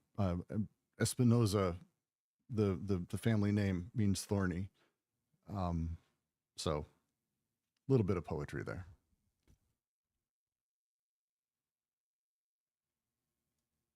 All right, to continue. At Rindsberg, Spinoza gives his friends an exposition in Latin of the work that will become the Short Treatise. They take notes. Gilles translates into Dutch. Perhaps Spinoza dictates certain texts that he has written previously. In about 1661, he composes the Treatise on the Emendation of the Intellect, which opens with a kind of spiritual itinerary in the Mennonite manner centered on a denunciation of wealth. This treatise, a splendid exposition of Spinoza's method, will remain unfinished. Around 1663, for a young man who lived with him and who both gave him hopes and irritated him a good deal, he presents The Principles of Descartes' Philosophy, supplemented by a critical examination of scholastic notions, metaphysical thoughts. Rewerts publishes the book. Niels finances it. Belling will translate it into Dutch. Louis Mayer, physician, poet, organizer of a new theater in Amsterdam, writes the preface. With the Principles, the professorial work of Spinoza comes to an end. Few thinkers avoid the brief temptation to become professors of their own discoveries, the seminar temptation of private spiritual training. But Spinoza's planning and commencement of the Ethics, as early as 1661, transport him to another dimension, a different element which, as we shall see, no longer can be that of an exposition, even a methodological one. Perhaps it is for this reason that Spinoza leaves the treatise on the emendation of the intellect unfinished, and despite his later intentions, does not manage to resume it. One should not think that in his quasi-professional period Spinoza was ever Cartesian. The short treatise already exhibits a way of thinking that uses Cartesianism as a means, not to eliminate, but to purify all of scholasticism, Jewish thought, and Renaissance philosophy, in order to extract from them something profoundly new, which belongs only to Spinoza. The complex relationship between the exposition of the principles and the metaphysical thoughts gives evidence of this double game in which Cartesianism is handled like a sieve, but in such a way that a new and prodigious scholasticism emerges, which no longer has anything to do with the old philosophy, nor with Cartesianism either. Cartesianism was never the thinking of Spinoza. It was more like his rhetoric. He uses it as the rhetoric he needs, but all this will receive its definitive form only in ethics. Does anyone else sort of get transported a bit back to what is philosophy and sort of think through the pieces of the Cartesian cogito, the ox head and everything, and how philosophers take pieces in parts and then create new? Just, this felt like a very sort of nice version of that, this paragraph. Please, anyone, thoughts, anything? Because I would like to keep going. This is a lot of history that's going to be getting into things before we get to actual thoughts. This reminds me a little bit. I'm trying to think of the word, but it's a word that means a kind of like a passage from one. I can't think of the. Anyway, it doesn't matter. But yeah, this is now his kind of intellectual journey, shall we say, in this paragraph. Mm-hmm. So we've gone from his economic, social, religious kind of difficulty, shall we say, and the kind of community he finds himself in. But that now there's an idea of a journey again from. So he has a he has a kind of place within philosophy in terms of Descartes, but then he kind of goes beyond that, and he said it. So he said he leaves. They said he leaves. Sorry, I'm trying to find my place in the book. Right, yeah. So this notion of becoming a professor, he said few philosophers. So I keep losing my way. Few thinkers avoid the brief temptation to become philosophers, professors of their own discovery, the seminar temptation for private spiritual training. I mean, obviously, Deleuze himself didn't resist that. I mean, it's got to be that's a good self-effacing joke, I think. Yeah, exactly. But we've got this kind of that's not the word I'm looking for, but anyway, it has a kind of religious idea of kind of, and I can't think what it is, but we've got this kind of movement towards his own thinking, which something completely new emerges. But he uses, as Deleuze says, he uses Cartesianism as a sieve, and he uses the rhetoric of it, kind of the speech of it, the way it's delivered. But all this will receive its definitive form only in the ethics. So he said, so the complex relationship between the exposition of the principles and the metaphysical thoughts give evidence this double game in which Cartesian is handled like a sieve, but in such a way that new and prodigious scholasticism emerges, and to do with the old philosophy, not with Cartesian either. So I think this new scholasticism, I mean, we could think of it a kind of form of metaphysics, I would say, but it had nothing to do with Cartesianism, which is a kind of philosophy of the individual, and so Cartesianism was never the thinking of Spinoza. It was more like his rhetoric. So again, I would guess from that it was never Cartesian. So the Cartesian, we could say Cartesianism is the beginning of individualism, shall we say, or subjectivity, as we know it, modern subjectivity. But he's saying here that Cartesian was never the thinking of Spinoza. It's more like his rhetoric. He used it as rhetoric he needs, but all this will receive its definitive form only in the ethics, which I think is the kind of the focus of this book.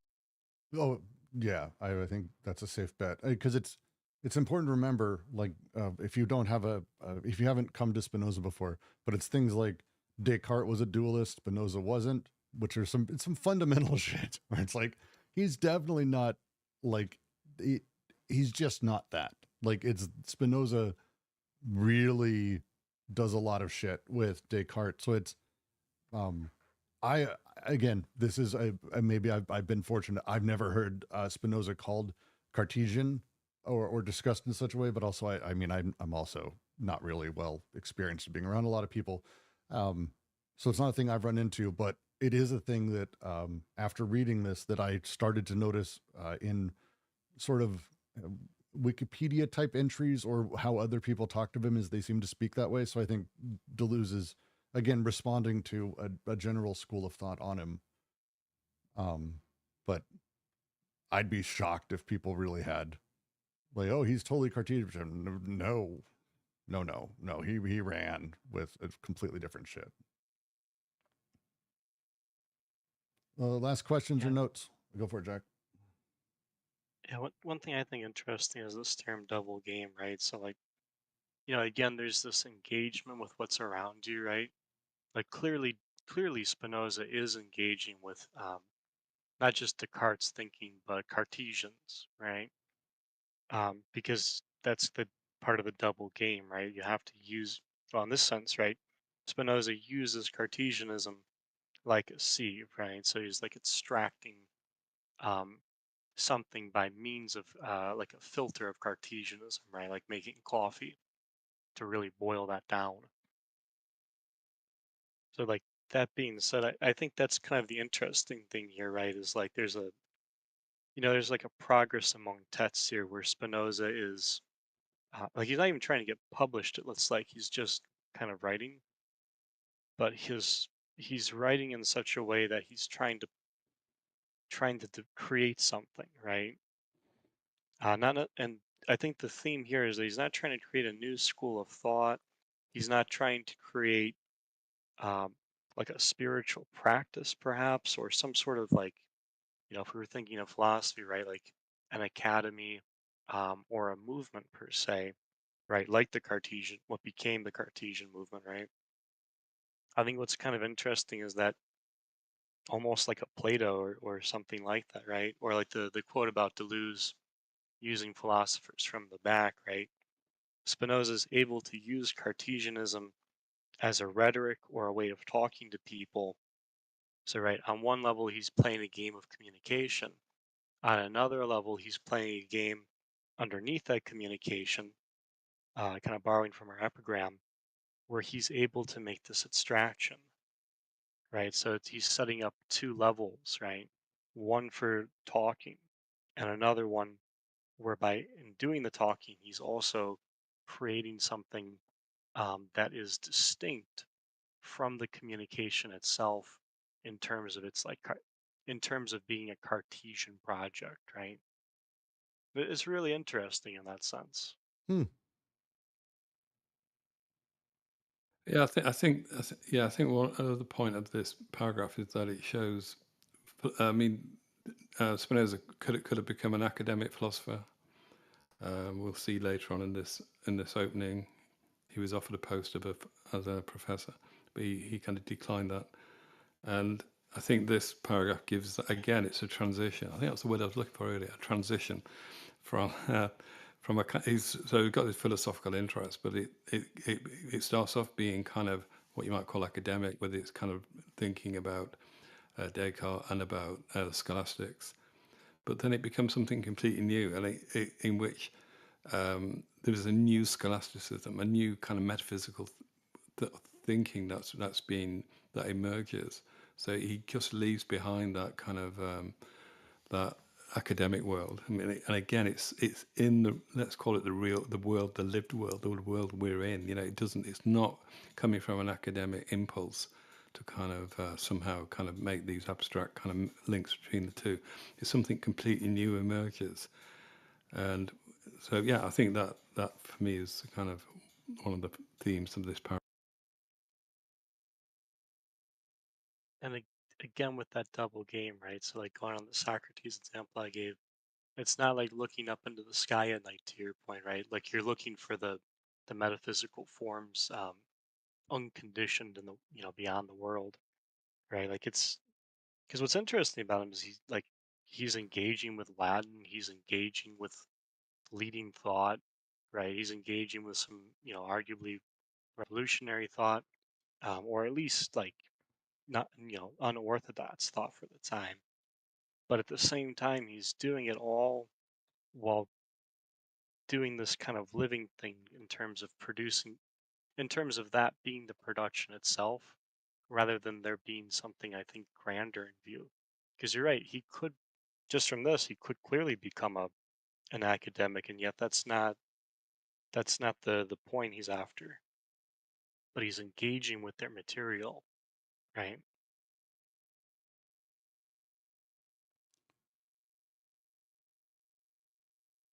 Bats, to mention also Spinoza and his life. I'll get to the paragraph after this because it's really fascinating. Um, uh, People in his day did call people who were like apostates or people against the church as Cartesian, but they actually had a slur the same way like that you'll hear, like, what are you, a Marxist? As like you'll hear that shit in like common parlance or whatever it is, or you're left, like whatever it may be. Spinozist was like, which is kind of a nonsense thing in and of itself. I'd love to meet an actual Spinozist, but it's like he was a slur in his own time. Can you imagine what like that'd feel weird. That'd be weird. All right, to continue. In 1663, Spinoza moves to Würzburg, a suburb of The Hague. He will later establish himself in the capital. What defines Spinoza as a traveler is not the distances he covers, but rather his inclination to stay in boarding houses, his lack of attachment of possessions and property after his renunciation of the paternal inheritance. He continues to work on the ethics. As early as 1661, the letters of Spinoza and his friends show that the latter are acquainted with the themes of the first book, and in 1663, Simon de Vries, it's going to be tough to know how to pronounce that given his background, mentions a study group whose members read and discuss the texts sent by Spinoza. But at the same time that he confides in a group of friends, he asks them to keep his ideas secret, to be careful of strangers, as he himself will be even with respect to Leibniz in 1675. The reason for his settling near The Hague is probably political. Nearness to the capital is necessary if he is to draw close to the active liberal circles and escape the political indifference of the collegiate group. As to the two major parties, Calvinist and Republican, the situation is as follows. The first remains committed to the themes of the struggle for independence, to a politics of war, to the ambitions of the House of Orange, to the formation of a centralized state, and the second, to a politics of peace, a provincial organization, and the development of a liberal economy. To the impassioned and bellicose behavior of the monarchy, Jean de Witt opposes the rational behavior of a republic guided by a natural and geometric method. Now, the mystery seems to be this. The people remain faithful to Calvinism and the House of Orange, to intolerance and warmongering. Since 1653, Jean de Witt is the Grand Pensionary of Holland.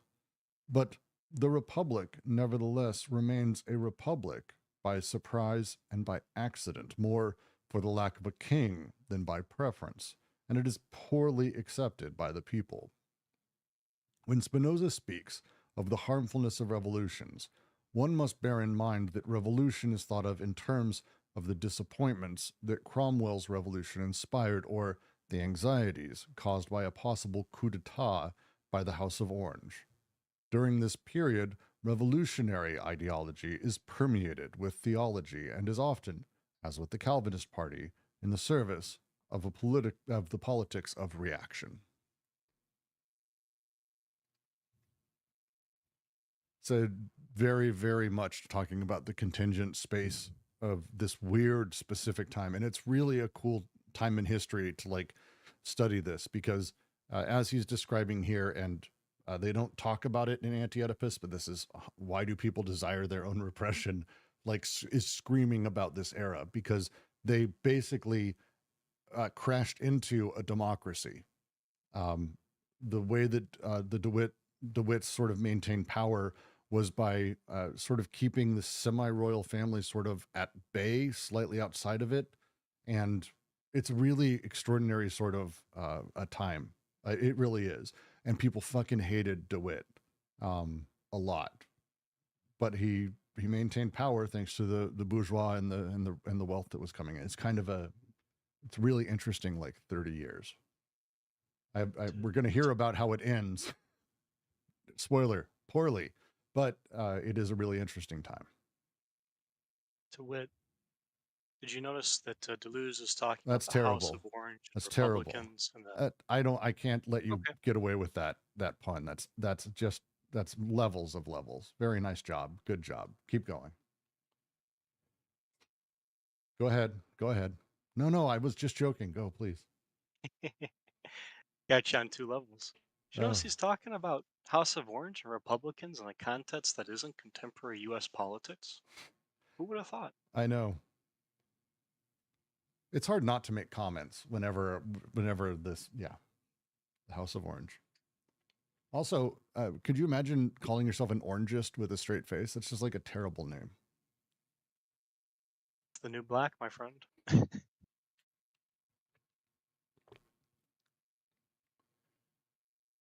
Any comments on this before I move on? Because Anyway, back to the paragraph. yeah. Sorry, we got banter, No. Derek. No, I understand it. I understand. No, it's funny. I like that. It didn't occur to me the House of Orange. I just think about the Republican, and then I suddenly realised when you said that. So that's good. No, just going to the paragraph. It said again, the paragraph is incredibly rich, isn't it? You know, like it starts off with the move, as he talks about Spinoza the traveller, but he doesn't cover any distances. But sorry, not the distance he covers, but rather he thinks they stay in boarding houses. So it's like that. What he was saying earlier, this hermit, it also gives the idea of a boarding house lodger who lives on the edge.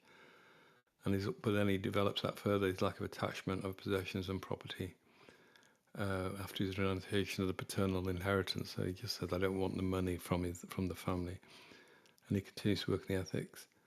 And then he gives a kind of snapshot of how the Spinoza's thinking was circulated.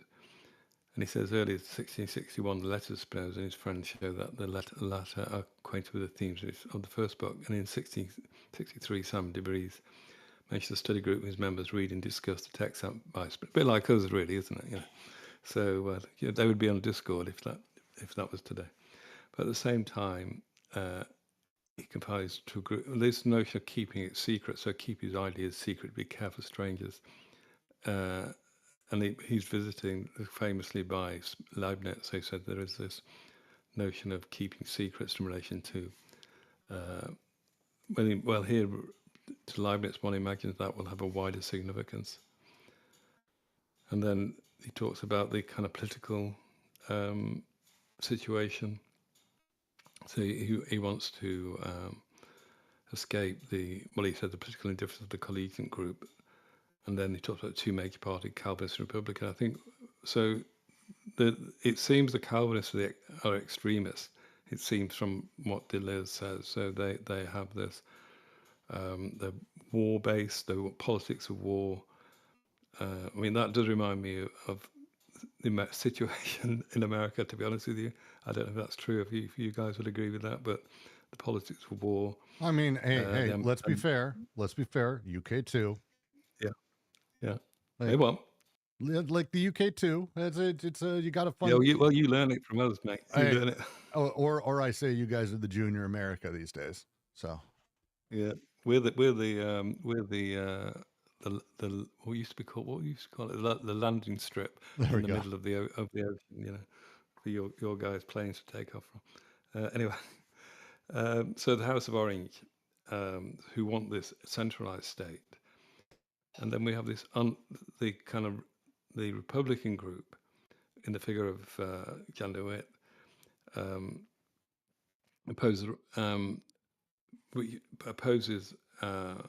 is opposed by the rational behavior republic guided by the natural and geometric method. And I think that reference to national geometric method is actually a reference to Spinoza himself, you know, who famously developed a geometric method and also talks about nature as well.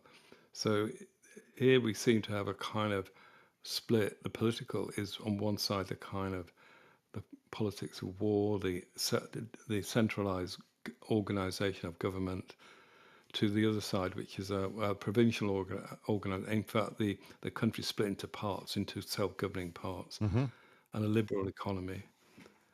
And then John DeWitt is as a republic, the rational behavior of a republic, so guided by a natural and geometric method.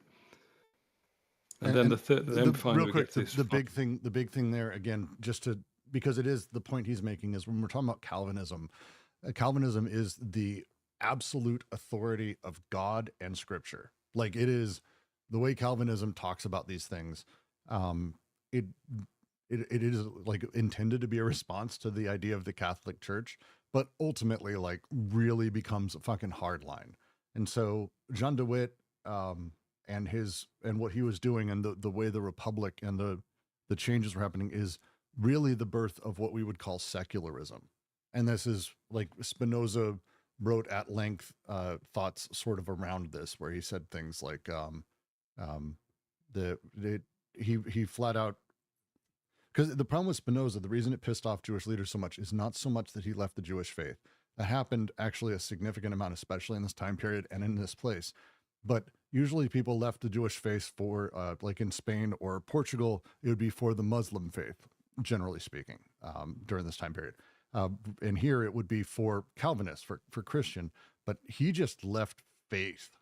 And Jean DeWitt, very much secular as well. And the line of the natural and geometric method, that not ordained by God, that's the thing against Calvinism, because Calvinism is the supremacy of God, period, like the Christian God.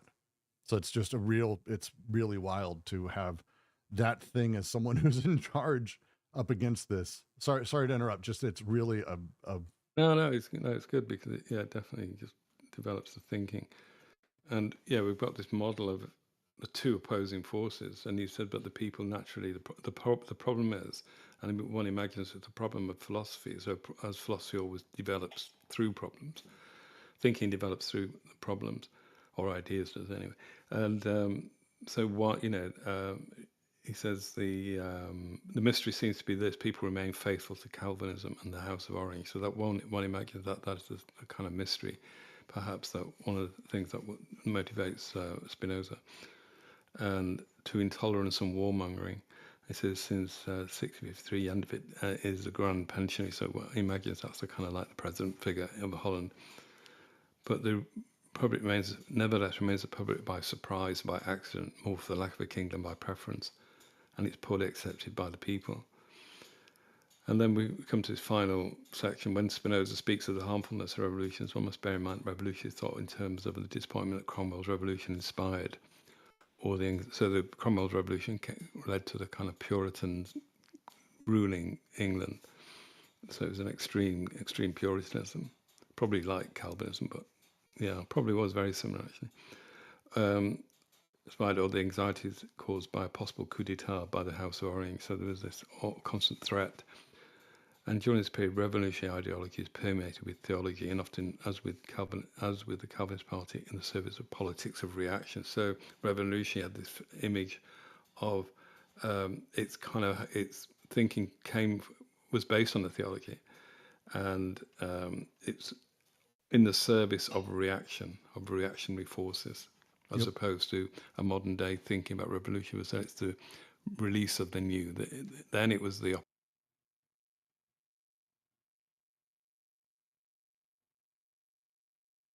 Yeah, and there's like a parallel this paragraph to that end, right?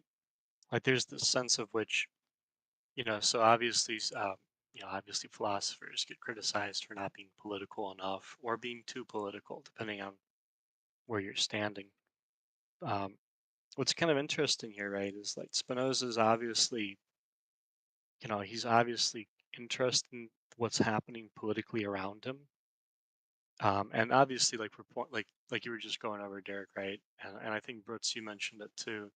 Spinoza's cautioning against like what appears to be revolutionary, because it's reactionary, right? That's what it really is. And you have this sense in which that's very public, right? So like this is the the the reactionary stuff that's being discussed is a very public consumption, right? What's interesting is we just had this in the previous paragraph. You have this private consumption of the texts that Spinoza's working on, that he's trying to keep secret, right? So just like he didn't, at least according to Deleuze, he didn't try to get published previously. He just gave a guy his book, which, well, I mean, who wouldn't do that, right? Uh, you have that same sense here, where even when Spinoza met Leibniz, he didn't trust him right away with what he was working on. So you have this interesting sense where, like, the revolutionary text that Spinoza is working on is kind of this just like well-kept secret, whereas what's going on in like the public political discourse appears to be something revolutionary, like what Spinoza's working on, and is yet reactionary, right?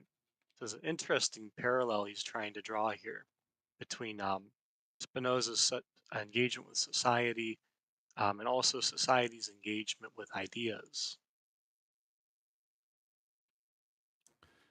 And at that ending, because again, just to go back to the leadership at the time, the big deal here is, and like since we're talking about like the time frame of like 1653, Jan de Witt, Pensionary of Holland, like this setup that's happening, it's the first time there hasn't been, I want to say like the previous king, like whatever the fuck he is, they have a weird name for it, died of smallpox, but when he died, his son wasn't born yet. Like, so there was we'll just say a broken line of succession there until the kid got a little bit older, which took a while because, you're not going to roll until you're a little bit older. And so this really strange time was, I mean, for the time period, especially, it was more like anarchy. And so DeWitt coming in gave sort of what we would call today sort of liberal democracy and the running of the state as like a bureaucratic organization rather than a monarchic one that really gave room for a lot of these things and gave room for someone like Spinoza to really spread his wings without excessive fear. He still had fear, but not like he would have had prior. It's a really interesting time period and stories and how it ended, and the brutality is awful. But I'll continue. So it was not surprising that Spinoza in 1665 temporarily suspends work on the ethics and starts writing the theological political treatise, the Tractus Theologicus Politicus, which will be concerned with the questions: why are the people so deeply irrational? Why are they proud of their own enslavement? Why do they fight for their bondage as if it were for freedom? Why is it so difficult not only to win, but to bear freedom? Why does a religion that invokes love and joy inspire war, intolerance, hatred, malevolence, and remorse? In 1670, the Tractus Theologicus Politicus appears without an author's name and credited to, maybe I'm just like, it's been so long since I've read this book, but maybe I'm just remembering it as we go. Without an author's name and credited to a fictitious German publisher, but the author is soon identified. Few books occasioned as many refutations, anathemas, insults, and maledictions.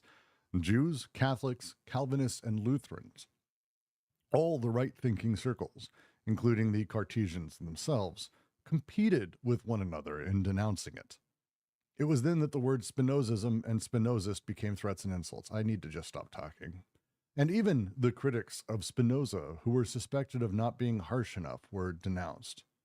Doubtless among these critics were some embarrassed liberals and Cartesians who nonetheless gave proof of their orthodoxy by participating in the attack. An explosive book always keeps its explosive charge. One still cannot read the treatise without discovering in it philosophy's function as radical enterprise of demystification, or as a science of effects. A recent commentator is able to say that the true originality of the treatise is in its considering religion as an effect, not only in the causal sense, but also in the optical sense, an effect whose process of production will be sought by connecting it to its necessary rational causes as they affect men who do not understand them. For example, the way in which natural laws are necessarily perceived as signs by those who have a strong imagination and a weak understanding. Even when dealing with religion, Spinoza polishes glasses that reveal the effect produced and the laws of its production. It's a very nice poetic license at the end there. And I just need to stop talking because all this stuff is in my brain. It's been a long time since I've touched this paragraph. All this stuff is in my brain, apparently, just rolling around. I really, really like this stuff. So apologies for spoilers, I guess. Jesus. Yeah, so out of that experience in the previous paragraph of this kind of major conflict within Dutch society, it seems that this he stops working on the ethics, and out of this comes this theological political treatise, which is concerned with these questions: why are the people so deeply irrational? Why are they proud of their own enslavement? Why do they fight for their bondage as if it were their freedom? Why is it so difficult not only to win but to bear freedom? Why does a religion, obviously lots of questions, why does a religion that invoke love and joy inspire war, intolerance, hatred, malevolence, and remorse? And again, I mean, I think this notion of keeping secrets is in this book as well, because it appears it's credited to a fictitious publisher, and it seemed at first the author is not identified. Without an author's name, credit to fictitious German publisher.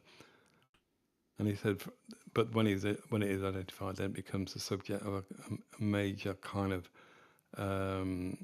antagonism from all sides, it seems. He said all the right-thinking circles, including the Cartesian themselves, compete with one another in denouncing it. And then at this point, the words Spinozism and Spinozist become insults and threat. And he said, but you have to be, it seems you have to be, if you didn't criticize it harshly enough, then you became suspect, and you yourself could be denounced. So he said that, and these critics were embarrassed liberals and Cartesian who gave proof of their orthodoxy so they had to kind of perhaps overexert themselves in this direction of criticism in order to prove their orthodoxy. And then he talks about the book itself. An explosive book always keeps its explosive charge. One still cannot read the treatise without discovering it in its philosophy's function as a radical enterprise, a demystification, or as a science of effects. And so it's something that demystifies. But then it also is a science. Philosophy has a function of demystification, but also as a science of effects. And then he talks about in more detail about this notion of effect. So he says that they talked about the commentator who says that true originality consider religion as an effect. And I think there's two senses of effect that Deleuze talks about. So it's not in a causal sense. So in other words, cause and effect. And so it's something that is cause, that the effect is caused by the book. But also he says it's in terms of an optical sense, so an optical effect. Which I would say the notion of optical effect is the source of the effect is hidden. So an optical effect is, by its kind of nature, you wouldn't know where it's come from. It's just an optical effect. That's my thinking on optical effect. An effect whose process, well, I don't know, actually, perhaps I'm wrong, but anyway, he says that whose process of production will be sought by connecting it to necessary rational causes, so I'll just forget what I just said, they're produced by connecting it to its necessary rational causes as they affect men who don't understand. Yeah, I think, no, there is a question of not understanding where it comes from. I think that's the notion of an optical effect. It's an effect, but we don't know its source.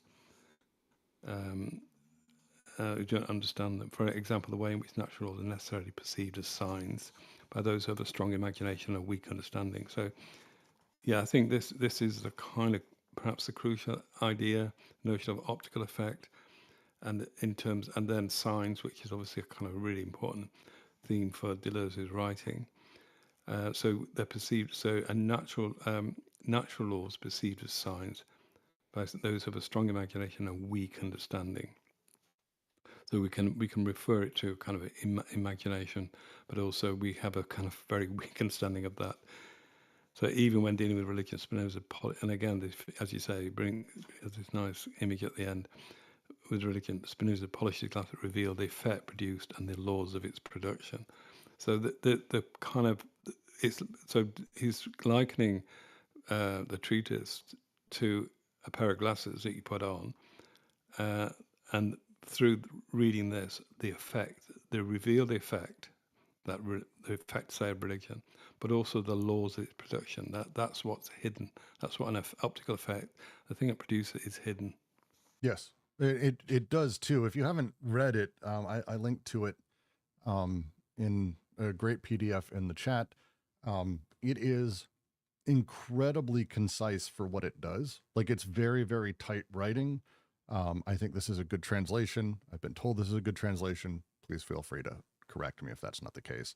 But it goes right at it. Like, it's so tight and specific on basically talking through how the divine nature versus natural nature, the kind that kind of exists as we sort of experience it, like the knowledge of the world versus divine knowledge, and how they don't work together, how reason doesn't work with scripture, and why, and ultimately that, and I don't think this is crazy with this group, but it is very much that, hey, boy, you have a lot of absolutely presumed totality of knowledge that you're able to understand as prophecy, and that thing doesn't really work. That's more the end result. It's not really the thing itself, which he talks more about as like natural knowledge or discovery and things like that. It's a really, really tight, well done thing. I highly recommend it.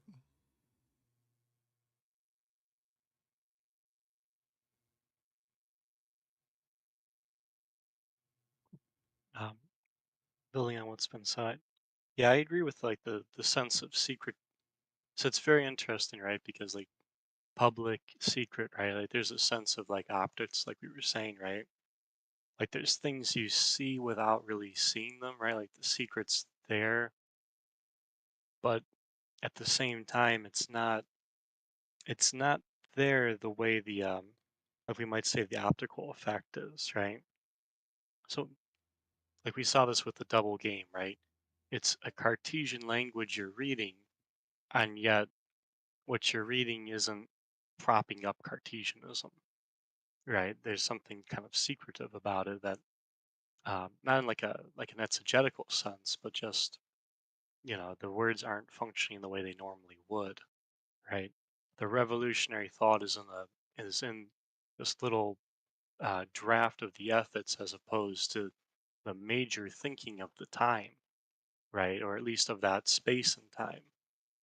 So I think it's kind of interesting here because, like, again, with the sense of living as not necessarily being about thinking in terms of the like a group or like an ideology, right?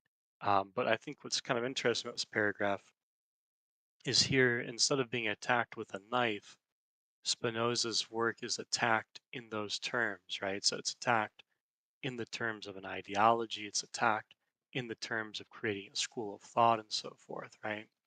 So it's kind of interesting that, um, those as kind of dominant modes, we might say, you know, um, they read Spinoza, if you will, in those terms, right? So which makes sense with the Cartesian rhetoric point, right? Like he knows he's going to be read in those terms when he's writing that book, or at least Deleuze seems to think he does. I think it's fair to say he does. He speaks of it like in the tractus itself. He talks about sort of, and I don't even think it's that subtle. He talks about sort of how he knows people will read this because he has an entire section on reason and faith, reason and scripture, and how they interact. And that's to me, this last bit is where Deleuze is actually pulling back and saying he's doing more than just a critique. He's more than being critical. He's creating a critique of religion and of faith and of scripture that itself is sort of changing how it's viewed. So we're able to see that the nature of scripture and faith is specifically to create a process through which the end result is subordination. Like that's, if there's like a thesis, that's the thesis of the Tractus. And so it's not so much that you are subordinate, it's that the way that thought works within scripture and the way scripture interfaces with thought and how they play together creates the subjugation to the scripture. And so it's the reveal, the effect produced, and the laws of its productions is very much the point of the book.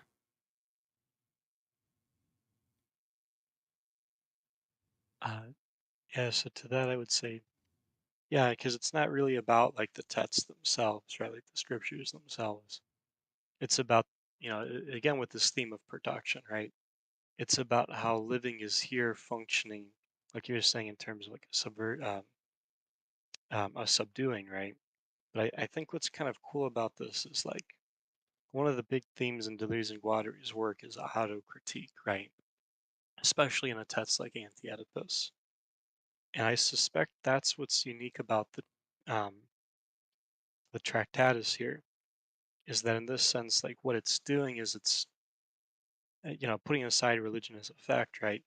What it's doing is it's polishing the glasses of the reader, right? So it's causing them to see something. And part of that, I don't want to go too big into the cause and effect language because it's unique in Deleuze, but one of the causes of that cleaning is the effect of religion as an effect, right? So it's interesting in that sense because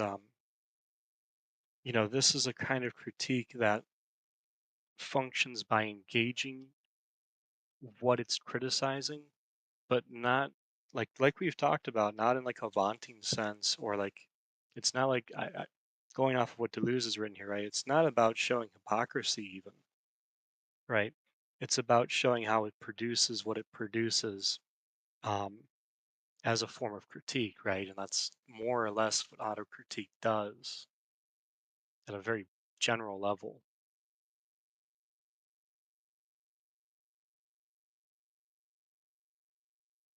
Yeah.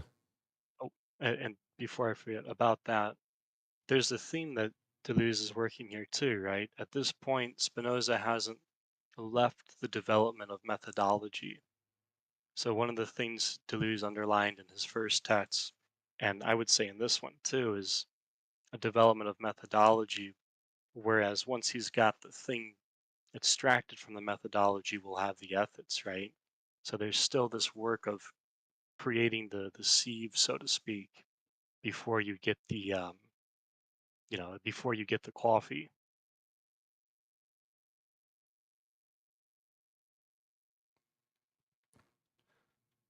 I pulled up the Tractatus and I've been reading it. I highly recommend it. It's so good. It's wild to think the time frame this was written into. Some of this stuff is like, I mean, a lot of it applies too much. I know we're making jokes about the nature of the war, the demands for, like, a lot of this is, humanity is not that interesting, honestly, and doesn't change very much. But a lot of this stuff applies just really nicely, and it's just so crisply written. Spinoza, just very good stuff. Highly recommended. But today we are going to be done. Well, I've got a question for you, Brooks. Okay. But you're engaged. You've like read some Spinoza biography and all of that, right? Like you seem kind of, you're reading the Tractatus and that, Yes. right? Like you. I even Okay, have do you I know? even have a pre-print first edition of Lewis Brown's Blessed Spinoza. So I yes. don't know who that is, but yeah, okay. Serious question for you. Like, so obviously Deleuze is interested in how Spinoza is engaging thinkers of his time. Do you know if he ran into that Spanish thinker, Thomas de Torquemada? You mean Spinoza or Deleuze? Spinoza. I don't have enough knowledge there, as I have not heard them put together in my knowledge. But I've got a new book to read thanks to Arachne, so we'll find out. That's kind of unexpected, then, is what you're saying. Yeah, that's nice.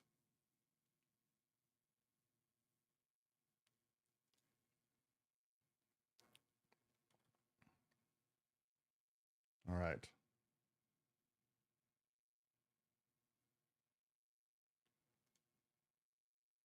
Cool. With that, we'll continue next week with Spinoza philosophy. With any luck, we'll actually get through the history lessons and make our way through back to the practical philosophy. I actually think we certainly will next week, which is good. So we can get to the ethics. For that, I would recommend the link, read the Tractatus, because the Tractatus is going to be kind of a thing spoken of very specifically in the rest of this chapter. When we get to the next, obviously, ethics is going to be almost all the rest of this book. And there is no way to do like a Cliff's Notes version of ethics. So go ask ChatGPT. That'll probably be sufficient, I'm sure.